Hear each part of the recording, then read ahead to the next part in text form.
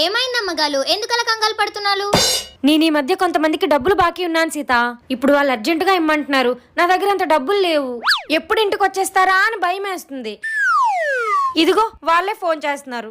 నేను మాట్లాడుతాను, ఇయ్యండి. ఇయ్యండి అమ్మగాలు.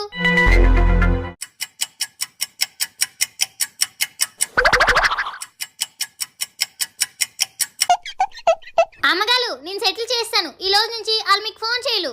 ఇంతకీ ఏం మాట్లాడవే సీత వాళ్ళతోనే?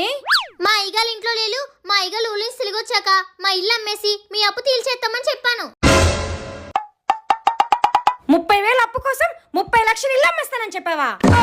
ఏదైతే ఏముందమ్మగాలు, మీరు సంతోషంగా ఉండడమే నాకు కావాలి. I happy, you happy, honey happy, we all happy. నీ గూడు చెదిరింది, నీ గుండె పగిలింది.